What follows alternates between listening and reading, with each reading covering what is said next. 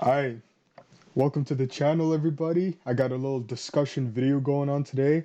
I got two friends here. Why don't you guys go ahead and introduce yourselves? You want to go first, Ben? Yeah, sure. My name's Ben. I've been playing for on and off for probably 10 years. Oh shit! I didn't Yeah, know long that. time. Long time, old man, seen a lot of shit. So, thanks for having me. Yeah, thanks for coming on. Yo, my name's George. I play Yu-Gi-Oh sometimes. Shout out Team VLR. Yeah, Team VLR. Yeah, yeah. So today we're gonna be discussing. So we're gonna start off with a general question of what what each event and more specifically regional, whether they should hold the same kind of value as other regionals. So for example, does third place at like a Tulsa regional mean the same as third place as Toronto regional? And then kind of branch out from there, because I feel like a lot of people give way too much credit where it's not really deserved. What do you guys think? I feel like someone was showing off to you, and Daniel's like, "You have to do a whole discussion about this because your top doesn't mean anything." That's what I feel like right now. It is Am I possible. guessing that assumption or what? uh well, to be honest, at first it was, so you know how Asian Persuasion has these profiles come in third place with scraps and then doing well with Calling the man out by name on Damn. YouTube. Shots fired. Top tier name though. So Asian Persuasion is a pretty good name. well, obviously nothing against him personally. It's just I don't know, just seeing those kind of decks do get that kind of placing at these kind of events, and then you go to Toronto regional, and then I know people who like, top YCSs and they can barely go It's so X2. true. Yeah, Toronto is like famously stacked for whatever reason. There's a lot Yeah, of good players in Toronto. So. yeah. Like, obviously, I haven't been to every single regional there is, but I can definitely say with confidence Toronto is one of, if not the hardest places to top eight a regional. Well, look, you need to look at two different things when you're saying like which regionals or YCSs or different areas are more difficult. There's the average skill of the player, and usually that comes with more players. So obviously, bigger cities are going to have more good players just on basic sample size. But then you also have to look at the quality of the top players, because does it matter the people you play in round one, or does it matter the people you play in round eight? So even if you're in a city with not so many people. If there's four good players and you have to play them every regional round eight, no matter what. So there's two different ways. It's, do you care how hard round one is, or do you care how good the best player they have to beat is? Hmm. I Yeah. feel like it has to be the latter always, because a lot of the time, not a lot of the time, sorry, but like people, it's a valid like strategy to lose the first couple of rounds just because your match, like your pairing is going to be better in the long run. I don't think that's a strategy. I think that's just, if you lose round one, then oh, this is a happy benefit that you get to be pared down for the rest. I don't think you're trying to lose round one. No, it's the way to make myself feel better, if anything. But yeah, no. Honestly though, they all can't be valid. I mean, like I've seen like 40-person regionals in the middle of like Midwestern America. Like that's not as good as like a 400-person top. Obviously, it never will be. Even if there's like decent players there, that's just sample size. That's how that works, right? Like 40 versus 400 people. so So no, I don't think they are the same. If you so top then it, you're saying you care more about the average strength of your opponent round one than the strength of the best player. yeah, I guess that's what I'm saying. Then yeah, Right. So then it's just a simple question of where are you playing that has the most people? Then it's like 1,000 person regional in Miami or Chicago, California. like, or California is precisely that much better or harder than a 200 person regional in Toronto, which is then X% better than a 40 person regional in wherever, like Kansas or wherever you were saying before. So I don't think it's. I think the interesting question is like, how do you judge online, right? What does it mean to top the extravaganza? What does it mean to top the invitational? Because people who are going to have their cards in a pandemic and be dedicated enough to play online, that's 100-person event, but those might be 100 more dedicated people than your average person at a regional. But So I'm yet it sort of doesn't. out of the loop with the extravaganza. That's a Konami sanctioned event, right? Yeah, so Yeah. Konami gets stores from around the US and Canada to organize basically a regional-esque event. It's like 8 rounds, and then they give prizes to top it's invites to another event for top 64, and then prizes to top 8, I believe. Um, but yeah, to me that feels like, oh, it's like a throwaway. It's like, oh, I topped the extravaganza, which to me is equivalent to a much bigger regional, because the people who are still going to maintain their decks and going to have them and play test all through a pandemic, that's a lot more actually impressive to me than a smaller regional top. So Ponchik, how do you think about that? Like an extravaganza top versus a mid-tier regional top? Yeah, that's actually really interesting that you brought it up because I remember when the pandemic first started and there were all these online tournaments, right? I was wondering, how do you judge which one is valid, which one would constitute a real top? And I think you made a really good point how people who still have their cards and are more dedicated, probably in, like, say, an 80 to 100-person event of a lot more dedicated players might actually be better than just some mid-tier regional. Then they and the amount of rounds they play, assuming you make it to top 8 of the extravaganza, is about the same of about I would say 150-man regional as well. So probably winning the extravaganza, yeah, probably would have more merit than certain regional wins. Right. So then you have to you ask the question, like, what does this all mean? Okay, so what does it matter if you're first place in whatever the middle of like nowhere in Canada, a 40-person Saskatoon regional? What does that matter that someone says, okay, that's not as good as my third place at a Toronto regional? Really, the important thing is like assessing, number one, how good is that player if you care to assess another player, and two, what can you extrapolate from their tournament results? What can you say, oh, he went 8-0 with this weird combo deck? Is like the real question is, how viable is that? Did this guy just take advantage of a poor performing field, or did he find something, and is that applicable to a larger field, right? Yeah, and I feel like most of the smaller ones, the smaller regionals, like you said, the 40-man Saskatoon regional, it really is just sort of a weaker field and people just more so enjoying the game than playing it competitively. But at the same time, of course, I don't know the exact matchups. It's just that, No, but it's not about necessarily being a weaker field. Like it's not like, oh, there's no good players in Saskatoon. mhm. It's the fact that just on average, your skill is going to be like the skills of players are going to be on a bell curve, right? There's going to be the least amount of people are absolutely brand new to the game, and least amount of people are bordering on professional worlds competitors, and then everyone is going to kind of average around the middle. So just the more people you have at an event, the more good players there's going to be, which is really the question you're asking. I feel like at the end of the day, it's just like a pissing contest. It's just a matter of validity and like comparing your tops to other tops. At the end of the day, I feel like a regional is not indicative of how good a individual player is. Because I mean, at the end of the day, it's like a 1 day thing. A lot of the times they're sleep deprived. A lot of the times there's a lot of pressure. A lot of people just can't play for that long, but they're usually good at a local or whatever. So how do you use regional tops to see whether someone's good or not? Like look at some of her friends. Like Nick with his Buster Blader deck. Like he's nuts. Like he's crazy. Like to my knowledge, I don't think he's topped anything. But like he made that whole deck by himself, and he like made up the whole strategy. It was crazy. But like just because he didn't top a region, I'm not gonna say he's a bad player, right? I think like obviously if you topped, you're a decent player, but it doesn't mean that's not the end all and be all. Is what I'm trying to say.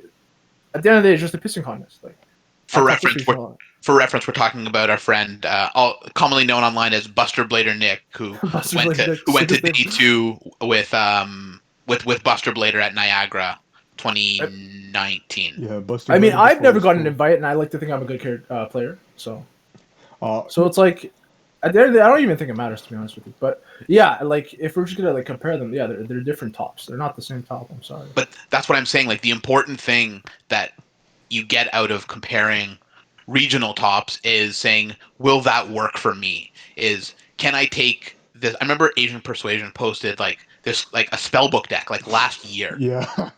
right? And look, that's a question of, is it the fact that there's just less good players just because they're smaller regionals in, I think he's in Lexington or Tulsa. Is it that fact that there's less good players so that a better player like Asian Persuasion can top with that? Or can I extrapolate those results? Is there something about the spellbook deck that no one's thinking about right now that I can make work for me at a regional or a YCS or an extravaganza in 2020? And I think that's the important thing, is that you, when you're looking at results from locals or from smaller regionals, and you get the same thing when you look at the like OCG deck lists. Like OCG doesn't have regionals. They're basically like the deck lists we see are like successful Yeah, locals. dude, OCG is like the Wild West. Some random shit will top it like every week. No way. Some Those are crazy all shit. local lists. Yeah, they Yeah, have like basically, they it's like have a collection of YCSs locals and all in locals. like one this little city called Akihabara. Basically, they have all these fucking locals right there and then. Holy shit! I never knew. Yeah, Yeah, it's crazy. so You go down the street and there's like 5 locals on the same street. How serious are their locals over there? They're nuts, dude. They're like buildings high. There's like buildings with just like different floors of Yu-Gi-Oh. That's nuts. Yeah. yeah, so again, that goes to the real question, is like the quality of the player doesn't ultimately matter. Like, look, if you can top with spellbooks, then top with spellbooks. But for the people who are looking at those results, the question is like, it doesn't actually matter how good that player was. It's just, is there something? Is it just small sample size? Did he play 6 rounds, won 5 dice rolls, and played against bad players? Or is there something about that result that you can take and apply to your own locals or your own regionals or your own scenario? So I I think feel that's the like important thing.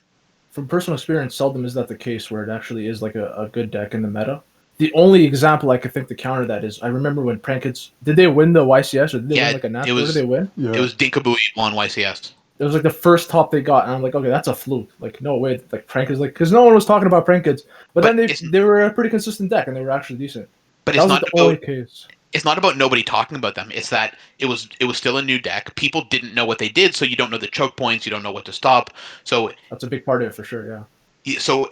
with a new deck, I would say that's a big part of it. But for things like spell books or like Light Sworn, like, again, not to be picking on Johnny, he's like has way more success than I do. I've topped two read in 10 years. I've topped 2 regionals in my life. So Jeez, better than me. No, I feel like in the same way, like it's not the exact same thing. It's not basically a new deck, but like I feel like over a certain amount of years, the player base kind of refreshes itself. So in a way, like people are just not familiar with spellbooks like they once were because it's not the meta. It hasn't been the meta in like 6 years. So in a way, it sort of is a new deck. Obviously, it isn't because it's been around, but like the player base refreshes itself. So a lot of people are still unfamiliar with the spellbooks and how they work. And even if they have played against spellbooks, it's been time. I forget decks all the time. Like I have to read cards all the like. Don't even get me in front of like cubics. I don't know what any of those cards do, dude. I don't know. And they've been around for like 6 years. I don't know what any of those cards do. Yeah, they burned for 3K in the end phase. and they just keep getting new support every time they release a movie pack. Like, yeah, like what is that deck? There's eyes. Or I don't even know. Gate Guardian support. Where's Gate Guardian support? I need that. Um, but yeah, going back to what you said about online tournaments, do you think that most of them also are valid points of saying that this deck is a real contender, and then that maybe it was a good amount of people in the tournament to really get accurate results from? Like for example, I played in the Crush Card Cup, right? And when I made it to What's that? oh, it's the tournament SEMA hosted when quarantine first started. How many people were in it? I'll take your word for it. Oh, yeah. So it was a 512 events. Holy Uh, shit. yeah, it was 11 rounds of Swiss with cut to top 16, right? And then Okay. Oh, that's where you play your Altergeist with Rainbow Rainbow Neos. Neos. Yeah, yeah, yeah. And so I made top 16 of that one. But the thing is, I didn't know whether to count it as a top or not, right? Because to me, a top is top 8 at regional, like a real regional, right? And then or topping a YCS, that's a top, right?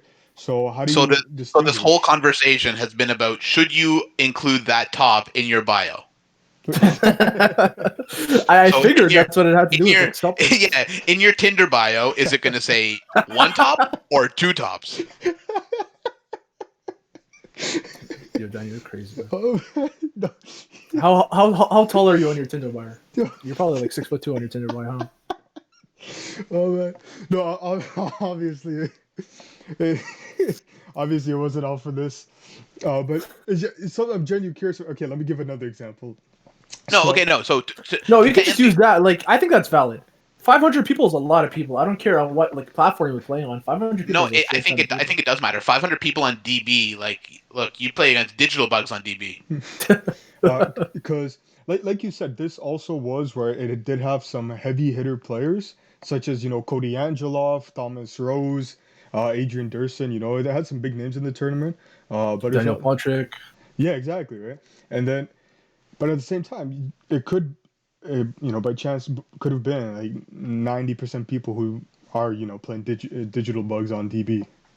Look, I think as soon as you get into DB, it's a totally different thing. You can't compare DB's wins are not tops. Like you can say like, oh, I topped a DB tournament, and like that's its own like category.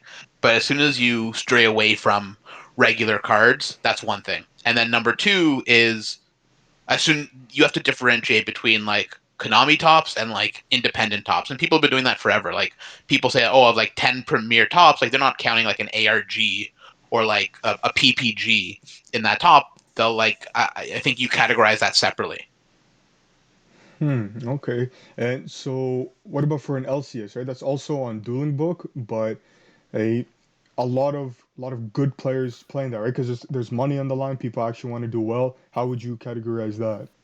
Okay, but this is like, what does it matter? Like, who cares? Again, is this like to update your Tinder bio to say like, oh, I have three tops instead of four, or is this like, is there a question here? Because when we were talking about the small regionals versus big regionals, then there's questions there. It's like, okay, I don't really care about the person who topped with this list. I want to look at that list, say, is there something I can learn from this and apply it to my situation, or is it just the fact he's playing against low skill people? So what's the question here? Okay, Ben, correct me if I'm wrong, but you're basically saying that DB, like a top at a DB tourney, is not the same as like an actual regional, right? Yeah, I'm saying like you separate it in terms of like different categories. It's like I feel like playing like ranked on DB, like not in a bracket, like a structured bracket. Yeah, sure, I agree with you because people don't give a shit. It's just online ranked play. But when it's a structured bracket, people are actually coming to compete. I feel like, and they're actually trying to try. And like the counterpoint to that, you saying people playing like digital bugs. I played it like a lot of regionals where like the first 3 rounds, people are just playing weird shit, dude.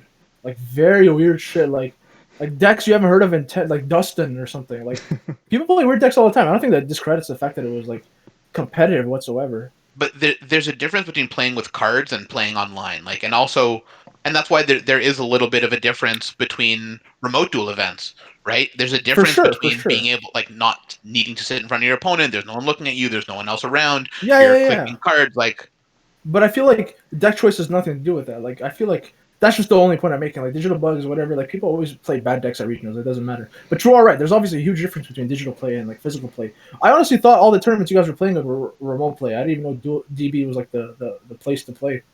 well But yeah, not yeah, not it's very official different. Konami places, but like Like the crush card and stuff like that. Yeah, yeah, yeah. No, yeah, it's very different. It's a lot easier to play online. You just get a whole general sense of the field at one time. You can think and you can type, whatever. It's very different.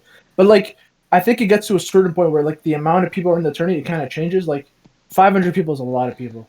Like, I can't discredit him topping that. Like, that's good. I think no, that's a good thing he did. but again, like the question is like who cares? Is it for your Tinder bio or are you trying to learn something from it? Like if it's for your top, like you want to call it a top, like sure, like it's a 500 person event. There's like top players. You played 8 rounds.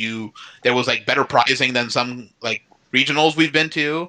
For sure. Um, right? So like you, if you want to call it a top, then like call it a top. Great. But like, what is that? What is the average? What is one of the average King Ponchik viewers? What does the average like person care?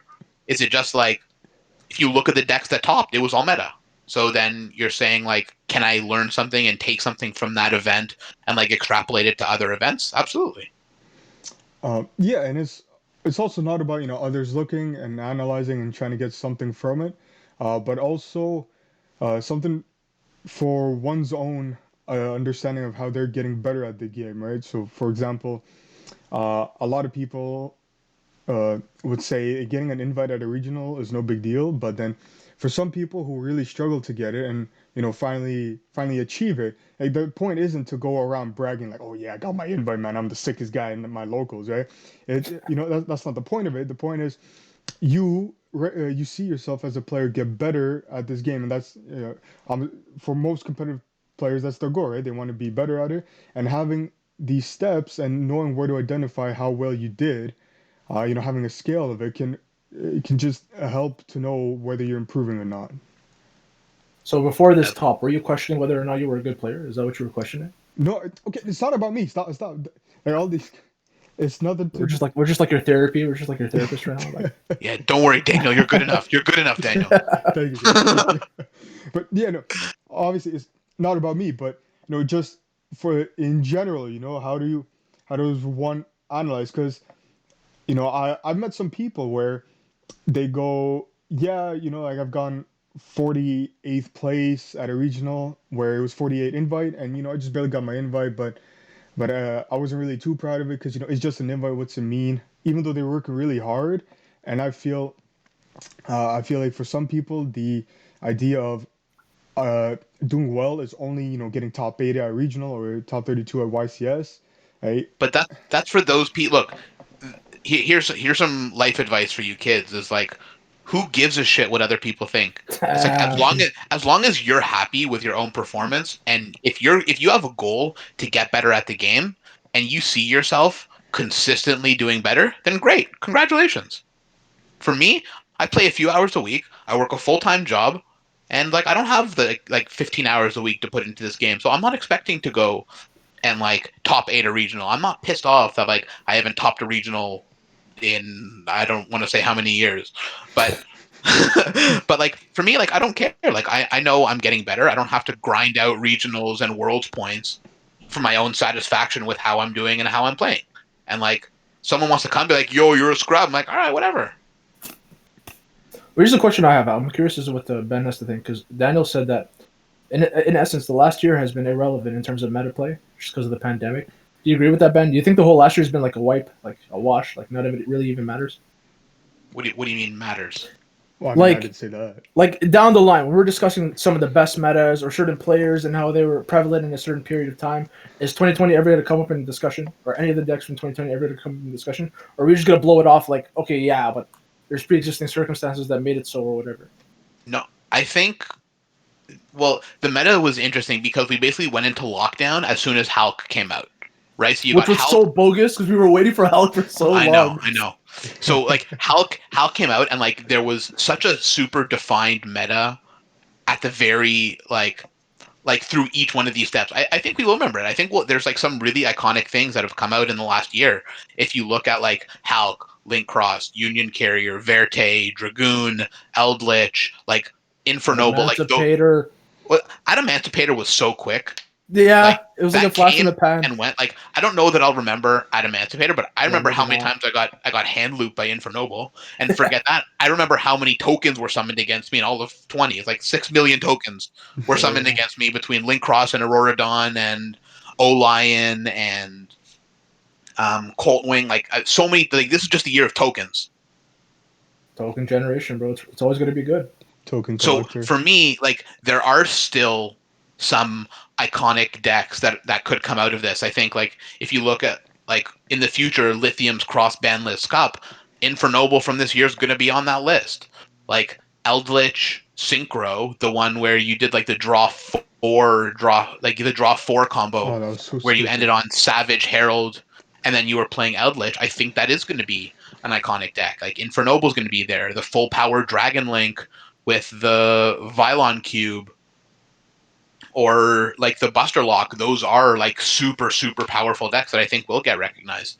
Um, but personally, like I've kind of hated the format in like basically since Hulk came out. It's been like a bunch of Honestly, from my perspective, it seemed like a shit show this entire time. I haven't been playing a lot, like, at all. So for me, it's not going to be memorable whatsoever. But just from the outside, it's been looking like a shit show. Like, whether it's a loop or a lock, everything just looks like not fun from my perspective. This format right now is actually a lot of fun. I'm having a better time now than I have at any point in the past year. Which is funny because it's still a lot of calamities and vanities ruler and all that. Well, Why do you think that is then?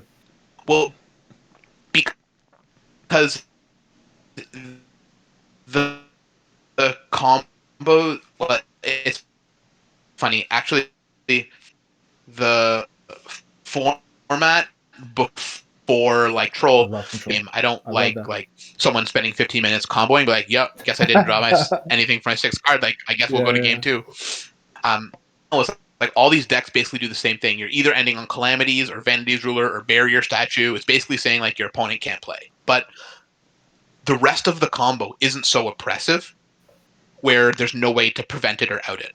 The problem with Infernoble and Dragon Link is that Infernoble would rip 3 cards out of your hand before there's any point of interaction, and Dragon Link had it was a deck of 40 extenders, so you physically could not have enough hand traps game one to stop them. Same thing with Adamantipator. That's why that deck was so ridiculous, Yeah. because I could have 5 hand traps, and there's a possibility they could still combo. Droll wouldn't stop the combo for either deck.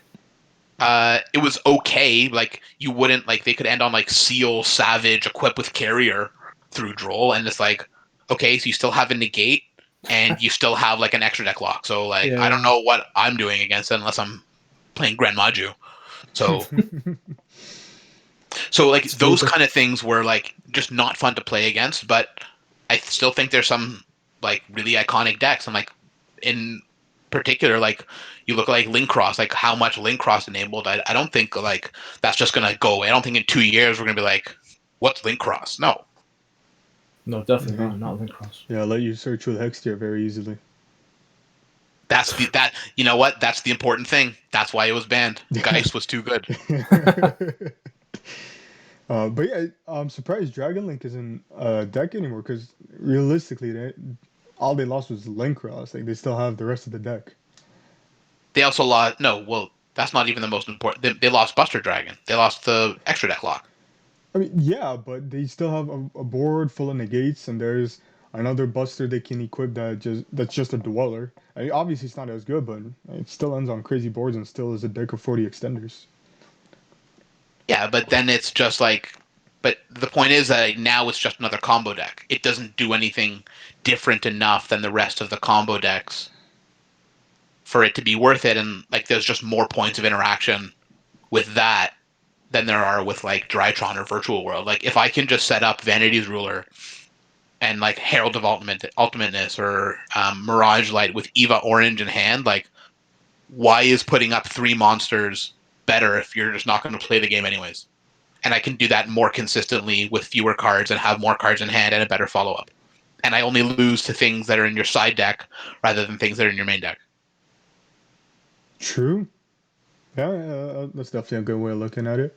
What's nice about the format though is, as opposed to the other formats, if you're playing a backrow deck, you have a realistic chance of winning going second. You know, like against Adamantipator or even Infernobles, they either loop your hand or just make it so you can't activate anything. But in this format, you can actually just set a couple cards and see where it goes.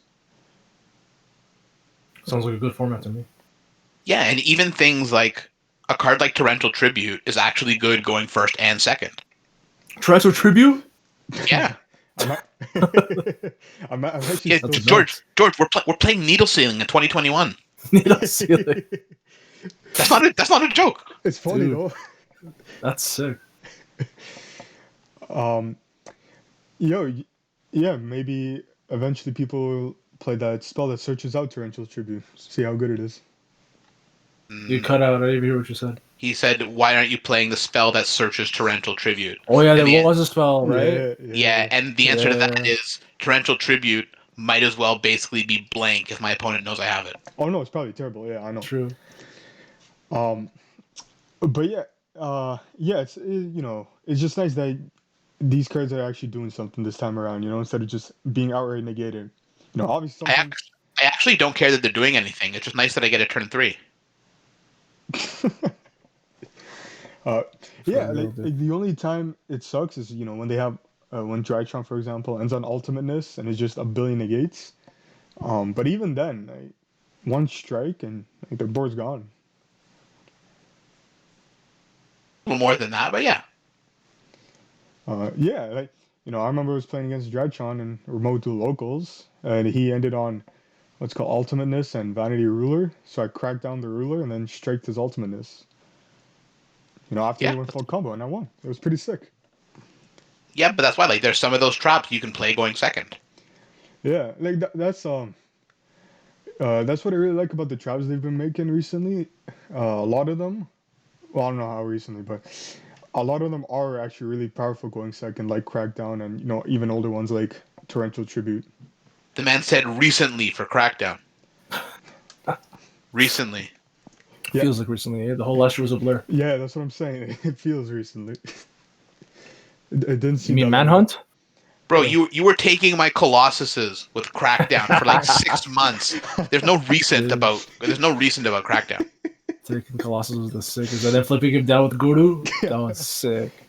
You remember when you were targeting my Link Creeper with Guru? Let's not get into that right now, dude. It's not the time. It's not the time or place. um, but yeah, yeah. Honestly, when you put it in the sense that you do get a turn 3 and you have a realistic chance of still doing something, it's funny to say with the kind of boards that people end on, but it's actually not that bad a format. Especially compared to the past ones. The only thing I would say is that I wish there was a little bit more diversity in terms of the end boards. A lot of things, it's either making calamities or something that says your opponent can't special summon. And so, look, it's nice that like my side deck hits all those decks, but I wish there was a little more. Like that's why like I don't mind playing against prank kids because it's something a little different. You're putting up maybe like a dragoon and like a battle butler. That's just something different to play against. When I play against like Shadal or it's like Shadal Dogmatica, like sure, then I'm playing through like punishment plus window. Like window's even the same thing. But so like I just wish there was a little more diversity in terms of like the things that you could play against in this slower format rather than it all just being like your opponent can't play until you negate this. Is there Uh, something that needs to be hit on the ban list for this format or no? um, No, everything's like similar power level. There's like little tweaks they could make, but in general, there's nothing like burning that I'm like this needs to come off the ban list or this needs to go on the ban list.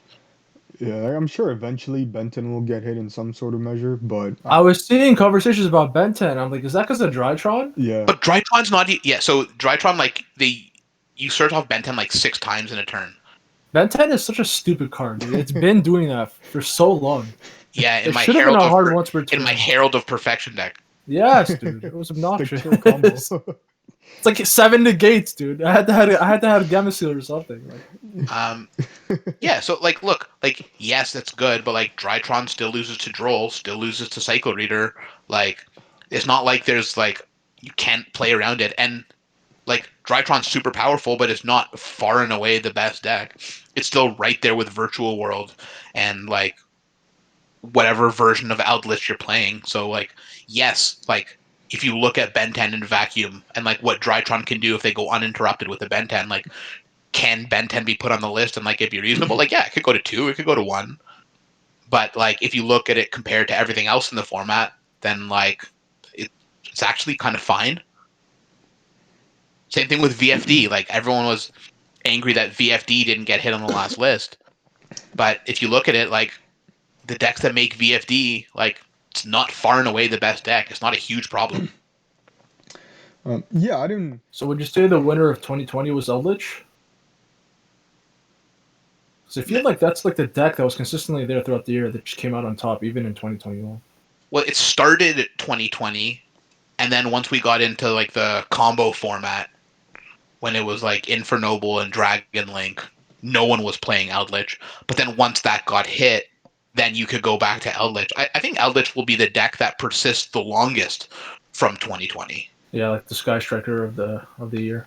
Yeah, it's similar in that. It's like if you want to play like a mid range, like a slower deck, a lot of traps, like have a long game, grind it out, play the resource game, and like it's a much harder game to play than just blowing out your opponent with a combo.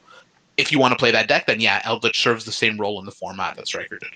I mean, that's probably why it'll be the most memorable deck from the year, because it'll probably last until the next year. Like Yeah, honestly, if they don't hit anything, there's not like there's they nothing won't in hit it. Eldlich Yeah, that's yeah. worth being hit. No, exactly. They don't have like an engage kind of card, No. Oh, And even now, they just got the fusion released That in did nothing Blazing though. Vortex. Wasn't It does that bad? nothing. Yeah. It does nothing, and now you can super poly them.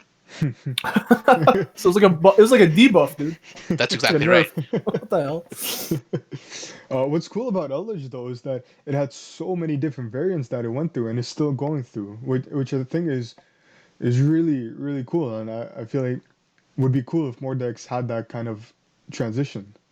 So it's funny, like that's a good thing for Outlet, but as soon as that started happening with Striker, we were like, "Fuck that, ban engage." Like Striker Orcus, like no, thank you. Because For Engage real. was a dumb card. Shout out, shout out to Milano the Duelist, the creator of Sky Orcus. Yeah. But I feel like it's not as impressive as an engine as Skystrikers was, right? And you can't No, splash it into anything, right?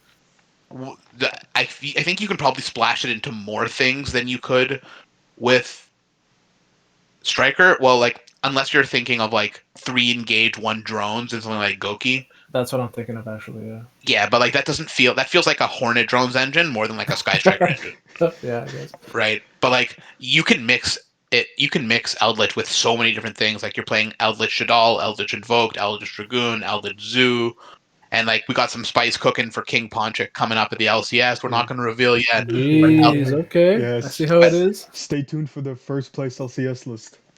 Little teaser. This guy said first place.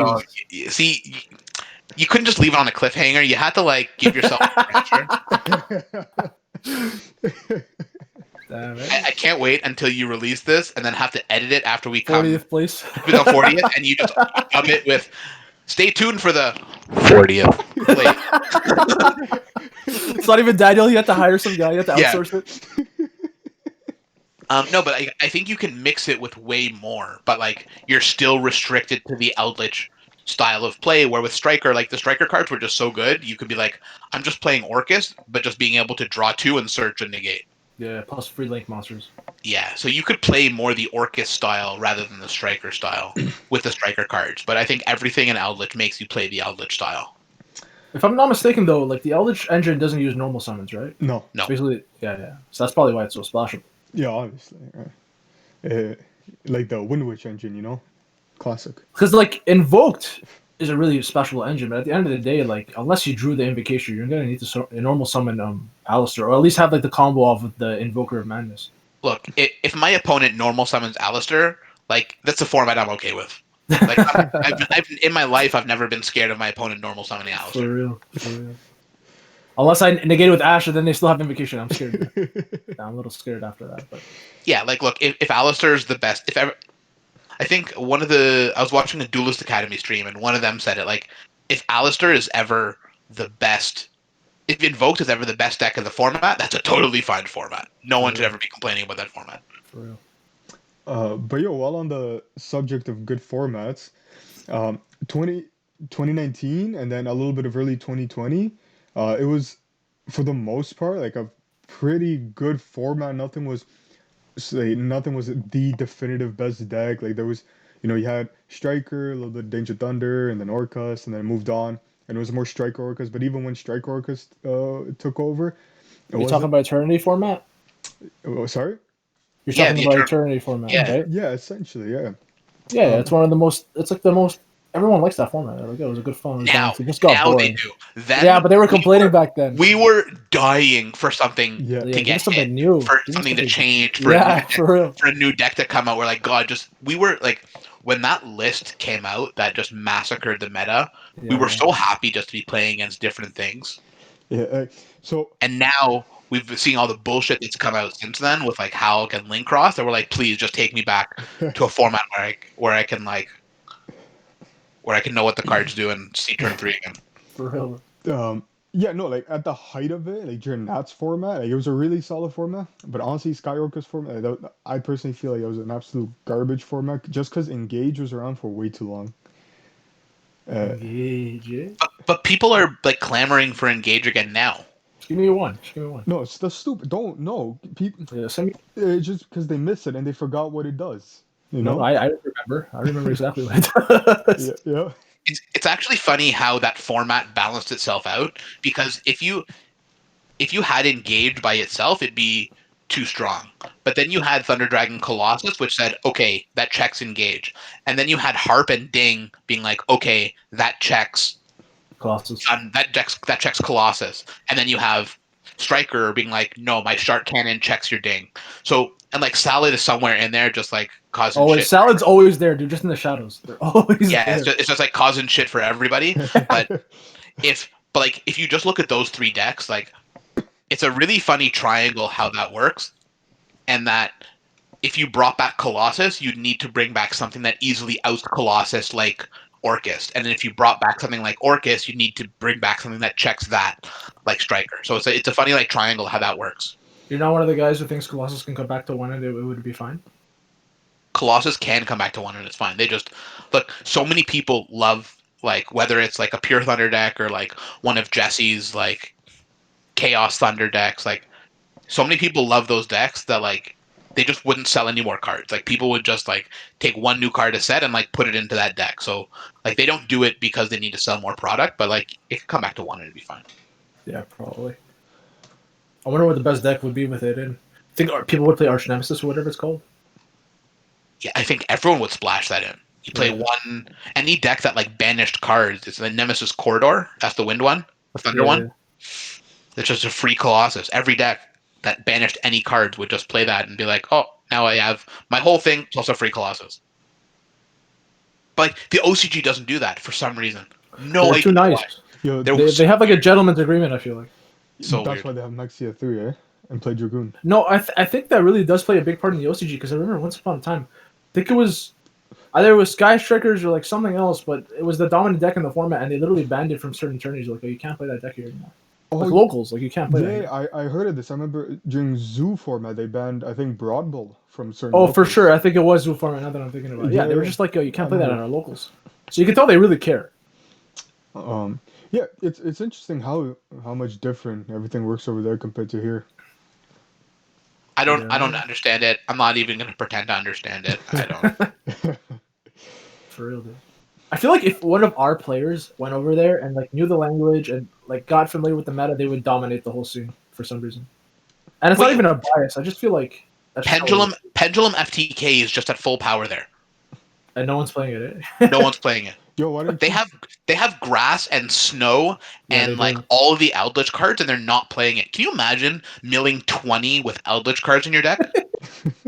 Dude, it was horrible with freaking light swords. Imagine with Eldlich. Can you imagine just milling 20 Eldlich cards? Isn't that just game? Probably. Well, like they're once per turn, but like You just recruit so much resources though for the long run. It's just yeah, the it's reason like now. unless you chain Dimension Shifter, then and then now you need to play Now you Oh, need to play true. Dimension That can Shifter. out that now. We have Dimension Yeah, Shifter now. yeah. Now Yeah. we have counters. It's like these cards all go in the ban list, and it's like, oh right, there's counters to them now. Yeah, but I feel like Like that's not a good argument for like. Even though like I'm a big fan of bringing back Max C. Like it's not always the best idea just because it has a counter. Because like these shifters like a 3-up. Like that's all we have of deep shifter. It's oh, a I little know, but different with like Max C though because we have Ash and we have Crossout and we have like Call of the We Grip. don't We have have one Call of Crossout. the Grip now. We don't have it yet, but we're assuming it's coming, right? not in Blazing Vortex. When is that coming, by the way? Jesus No Christ, it's been idea. like 2 years. And it'll probably be Yeah. another two. It's gross. But yo, speaking of OCG, Ben, you were at an OCG regional once, right? Yeah, so I Yeah, you went did play at to one. I forgot. I played at so I brought my TCG cards to a regional in the Philippines. Or it wasn't even regional, it was just a big locals. And I went and I asked the TO and I said, "Look, all I have are my TCG cards. I'm visiting from Canada. I was there on work." And I said, "Can I play with my TCG cards?" And they said like yes, but if at any time any of your opponents like just have a problem with it and be like I just don't accept this, then like you just have to give them the win. And I said like, yeah, sure, like that's fine with me. I just wanted to like play, see what it was like. And so the only deck I had on me was my pendulum deck, and I just like I didn't bring my binder, so my astrograph was at home, my um my joker was at home, my double iris was at home, my pendulum graph was at home. So really I just played way worse TCG pendulum magicians with like one dark worm, one harmonizing, one chronograph in their format, and I just got stomped on just because like I was playing like basically like a structure deck. Did you realize any differences with the players over there, like how they played or whatever, the kind of conduct they had? um, it was hard because not all of them Spoke spoke English English. fluently, so Yeah. it was a little difficult to like the communication. But like most of them were like their English was good enough, but like things were just generally slower. They were playing slower with me than they were with everyone else. Um, it was also during I forget what format it was, but Gumblar was legal, Oh my god, gross. so people were just like Gumblaring, and it was like look, if you can Gumblar combo, then you Gumblar combo. So like it was no different than combo here, but like players were nice. Like they just have I just think they have a more fun card pool. For sure, yeah. That's what it sounds like. Yeah, I totally forgot about that. That was like 2 years ago. Yeah, I should have done that when I went to Japan. I don't know why I didn't. Yeah, I don't know I why feel you like they're didn't do that. super competitive though. That's why. And it was nice. None of my opponents just took the free win. I was like, I'm playing with TCG card. Judge said like, if you have a problem with it, then you can just take the win. They go, no, it's fine. Yeah, because you don't want to be that one lame guy who's like, yeah, free win, I'll take it. Yeah, I was also basically playing a structure deck. So like, They're Yeah, like, oh, it's free anyways. yeah, it's not like I was playing full power anything. yeah. I don't know if I would have done the same. I probably would have been like, yo, I'll take the win, but I'm still gonna play you. Yeah, that must be so awkward. You just cheese the win out of this guy and go, yo, you still want to play for Bro, fun? but you can't even lie. That's how we play over here. Like everyone's a shark now. That's how we play over here. Like Yo, I remember once upon a time there was like honor in it. You would be like, oh, it's a gentleman's agreement. Like we'll fight to the death or whatever. No splitting tourneys. We would actually play it out. But then at some point, everyone just got super competitive, like at our locals, and everyone would just cheese everything. well, Yo, let's cheese this, shark this, shark that. You know what I it, mean? it definitely got more competitive, but I don't know about the sharking part. Maybe a few people, but like, I personally, I never liked when people did it, and I try to always avoid it. Like if people are confused about something, I just try to explain it to them and kind of let them keep going with it. Well, not keep No, I going, don't but mean like they didn't know. Like I mean like if they were intentionally trying to do it to me, like I would obviously like counter that. Like I obviously, if think you don't that know what it. I think the bigger issue is slow playing Oh, slow instead plays is the worst, dude. instead of sharking, and especially like during that format that was like I remember it was like I forget if it was Prank Kids or Striker, where just like look if it was your turn and you could like kinda in time, or if you could like fansies or dropsies in time, and like you just had to like think for another like 18 seconds just like to get to call time, then like I feel like people would like abuse that, and like look, I don't think that's sharking. It's just like look, I want 4 packs instead of 2 packs. Yeah, I mean, obviously, I've counted in the past. I'm not gonna say I'm innocent of that, but I think I would always try to like make it reasonable to where either I would wait until the current game had reached a certain point to where if I scooped right now, I would have enough time to kind of. I wouldn't like bullshit the current game we were in. Like I wouldn't kill time like 8 minutes just think there until it was time in the round. That's like kind of No, scummy in my opinion. But but look, like thinking for like 5 more seconds or 10 more seconds about your play is like that's the difference between you choosing to do a kaina and gain life, or go a hayate or something else and like continue to play and like give your opponent a turn. It's like it's a very like I would never be like thinking for like 3 minutes like looking at the clock, but like if you look at the clock and it's like I can either play my fastest and get my cards on the table without like really thinking about an optimal play, or I can actually like take my normal amount of time and think about my optimal play, but that would put us in time, then like I don't have a problem with that. for sure. But people do that though. People do take like the 5 minutes to think, and it's like super obvious that they're doing it. And that there are people who have been banned from tournaments for that, and rightfully so. Honestly. Yeah. Honestly, though, you would have to sort of just blame Konami though, because like those time rules are atrocious. I don't know why they haven't fixed those. You know what? They are atrocious, but I really like not getting out of regionals at midnight. For sure, yeah, I guess, but like It at the same time, like we play Yu-Gi-Oh differently now. Like there's been an obvious like change in how we play Yu-Gi-Oh. I remember once upon a time I would actually play games through even if it looked bad, just in case I could like pull it around or my opponent would misplay. You can't do that anymore in current Yu-Gi-Oh. Like you know you lost, you can't even play it through. You just go to the next game or whatever. Yeah, look, it's just a different skill set. Like now you have to recognize much earlier on when a game is lost. Yeah. Or to know that like I have a huge advantage going into game 3. I have a searchable way to burn my opponent, so let me try to make game 2 play out as long as I can. It's part of the strategy now. It is. But yeah, there's so many times where I'm like, I don't want to scoop this because like it's not done yet, but fucking time rules, dude. But yeah, I guess if it's for the benefit of like the staff, if they were like getting overworked in the past, then yeah, whatever. Yeah. Forget overwork. Like these stores who run the events, they have to pay the staff. And if they're working like 15-hour days, they're paid overtime. I say that, but Magic tourneys go like 1 hour over always, so I'm not even. So, there are times I'll leave it like 30 minutes after closing, and Magic guys are on like round 2 or something. Yeah, I know. I think I was listening to a podcast with one of the Konami representatives, and they were saying, yeah, like, the reason they implemented these new time rules, one of the biggest reasons is so they didn't have to go up until 2 a.m. because especially for YCSs and all, when you have an agreement to have this convention for X amount of time, like it's important to stick to the schedule. For sure. Yeah, I just think they could at least make the time rules until the end of the turn, No, just give me 2 turns. No, you can't do end of turn. That's such a huge advantage to turn player. It is. That's true. You would have to look and be like, each player gets a main and battle phase. Yeah, that's what I'm saying. Turns for sure.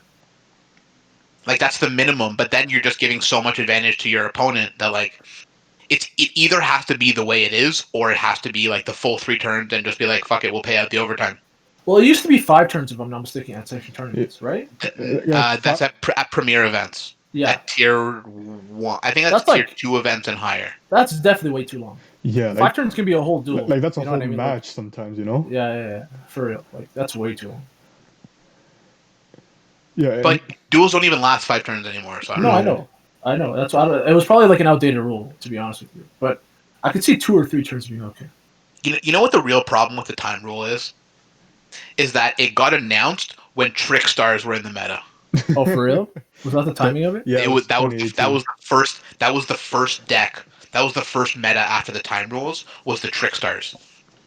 That seems sort of like they did that on purpose. To push Trick Stars, maybe. Yeah, maybe. I don't know. Hey, look, Light Stage was coming out or something. They also released Ulti Droll then. Oh my god, dude.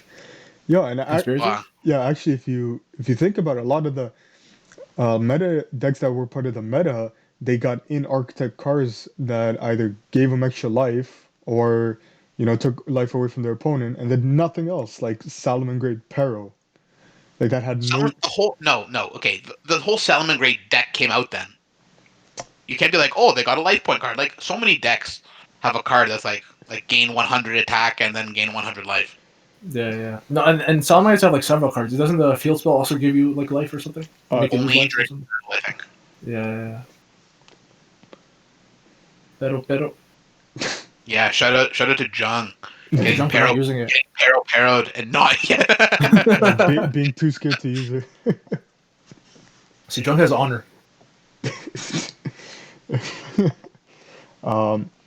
Yeah. All right, yo, this has been really sick. I honestly went a lot better than I thought it would. It's coming up on almost an hour, guys. Thank you so much. Better than low expectations for me and George. It's like, I thought you guys would be pretty crap. I thought George was going to fall asleep. You know what? Turns out you guys can hold a conversation. You guys can speak English. Yeah, go figure. But yeah, I appreciate you guys being on here. I always love the conversation, and Thank you for having me, bro. yeah, again, big thank you for being on it, and I hope you guys enjoyed, and I'll see you in the next one. Take care. Peace.